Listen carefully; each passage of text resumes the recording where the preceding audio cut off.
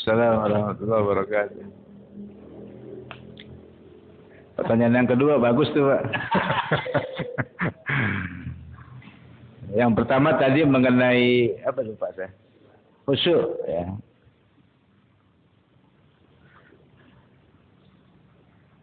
Derajat ihsan itu dibagi dua Pak dalam hadis Nabi ya. Anta abudallaha ka'annaka tarahu. Kafnya litasbih. Seakan-akan itu. Fa illam takun tarahu, kalau kita nggak bisa berada di posisi ihsan tingkat pertama, turun Pak. Gitu. Ke ihsan tingkat kedua. Ya, kita merasa sedang diperhatikan Allah gitu. Kalau ihsan tingkat pertama ini ihsan para anbiya, ihsan para rasul. Coba kita lihat tasbihnya Nabi Yunus. La ilaha illa anta. Saya kata mukhatab tuh Pak. Ngelihat beliau tuh. Subhanaka. Ngelihat itu. Di maqamil musyahadah. Kalau kita kan baca itu saya kata hikayat Pak. Itu. Bukan musyahadah. Kalau Nabi Yunus ya mungkin musyahadah. La ilaha illa anta subhanaka. Itu mukhatab semua itu.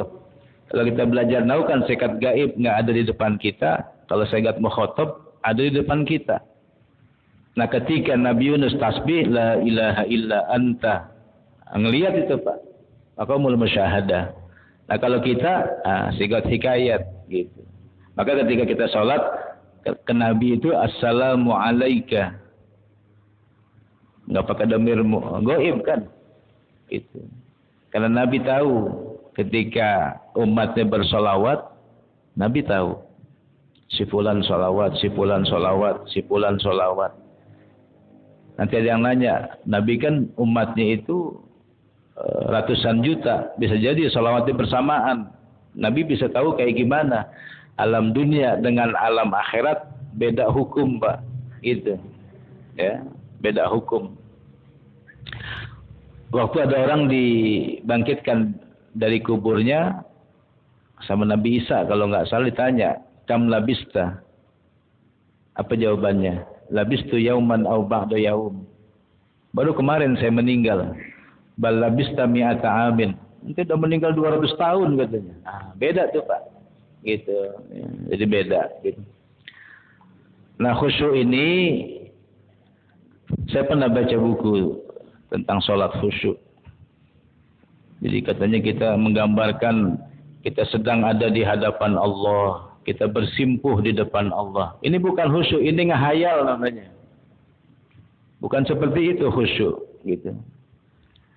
Jadi dibagi tiga Pak khusyuk ini. Yang pertama, gitu, hati kita hadir bersama jasad melaksanakan sholat. Itu tingkat pertama. Artinya hati kita nggak keluyuran, gitu. Hati ini kan ada orang badannya di masjid, hatinya di pasar Pak. Itu. Ada orang badannya di rumah, hatinya lagi di mana-mana. Nah, khusyuk tingkat pertama ini hati kita ada bersama jasad melaksanakan sholat. Nah, caranya kata Imam Ghazali agar kita bisa mendapatkan khusyuk tingkat pertama ini, hati kita mendengarkan setiap kalimat yang kita baca. Nanti kita bisa praktekin di sholat zuhur. Jadi pada saat kita takbir, Allah, hati kita dengerin aja. Terus kita lagi baca Fatihah. Bismillahirrahmanirrahim. Alhamdulillahirabbil alamin. Arrahmanirrahim. Hati kita dengerin.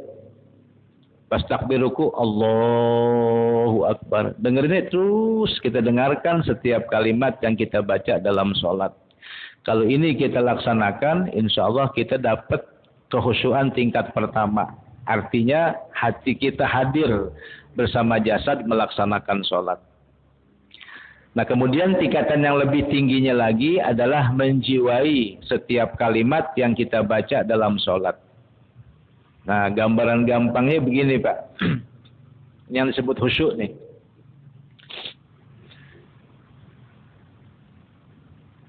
Kita lagi ada di luar kota.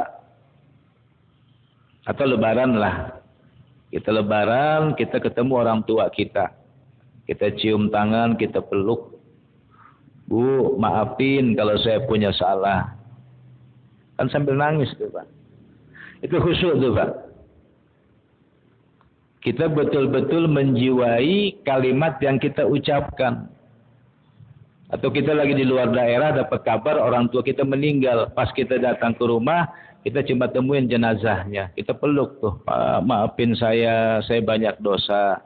Saya kurang berbakti selama ini. Ketika kita ngucapin itu, kita nangis, itu khusyuk namanya.